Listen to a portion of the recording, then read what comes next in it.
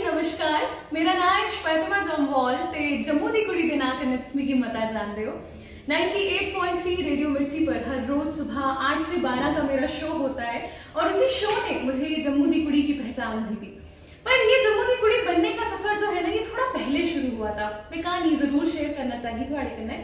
2012 की गल है, मैं अपनी यूनिवर्सिटी च जिसले बीटेक करा दी ही ते उत्थे एक फंक्शन ऑर्गेनाइज होया वन इंडिया। ते उत्थे मैं देखा कि हर स्टेट दे अपने अपने स्टॉल लगे दे, जिथे बच्चे अपने कपड़े पाए दे, अपनी लोकल चीज़ां उत्थे एग्जिबिट कीती दियां।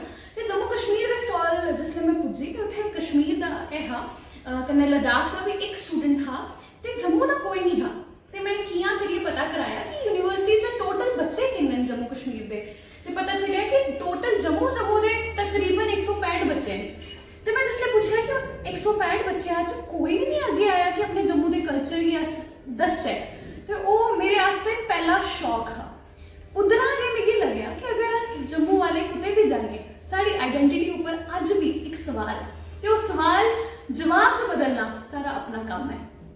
उस साल तो शुरू करिए मैं हर साल उत्थे अपना डोगरी जागरना कराया, डोगरी फोक सॉन्ग कॉम्पिटिशन्स च पार्टिसिपेट किया, हर साल जितती भी गई। कन्नै के कन्नै क्लासिकल डांस सीखिया, कथक मैं अपनी इंजीनियरिंग के दौरान सीखिया, नेशनली पार्टिसिपेट भी किया, जितया भी। ते ओहदे बाद हून वापस जम्मू चाहिए मिगी फील होया कि साढ़े अपने जेडे बच्चे हैं उन्हें कुते ना वापस डोगरी कन्नै, अपनी माँ बोली कन्नै ते अपने जम्मू कन्नै जोड़ना पौना। ते ओहदे कोला भी ज़्यादा जरूरी ये है कि अस वर्ल्ड वाइड जेडे लोग न उन्हें ये भी पता चले कि जी जम्मू वाले की ना एक अपनी वक्री आइडेंटिटी है। तो ओहदे करके मैं शुरू किया जम्मू मेरी नज़र से एक वीडियो डिजिटल सीरीज आप उसको बोल सकते हैं, जो मेरे फेसबुक पेज पे रहता है। और त्रिनेत्र प्रोडक्शंस एक यंगस्टर्स हैं जम्मू के, जिनका छोटा सा यूनिट है और वो मेरे को सारा वीडियो प्रोडक्शन में हेल्प करते हैं।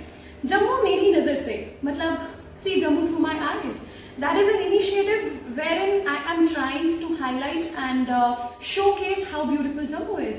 ते बस निक्का निक्का प्रयास कराने कि जम्मू वाले की जी आइडेंटिटी है वो वर्ल्ड वाइड सारे के सामने आवे। ते मैं ये तो नहीं आखगी कि मैं बड़ा कुछ अचीव करी ओड़े दा है, अजय बस सफर शुरू किते दा है। कहते हैं ना आसमां छूना भी बाकी है, ते तुंदे सारे दा कन्नै साथ रवे ते अस डोगरे कट्ठे होइए रोचै, बस इन्नी दुआ है। ते जांदे जांदे एक गीत थोड़ी नजर, मिठड़िए डोगरे दी बोली ते खंड मिठे लोग डोगरे, गल नहीं ओ सार दे ते बोल नहीं ओ हार दे, दिंदे न जबान तोली तोली ते खंड मिठे लोग डोगरे।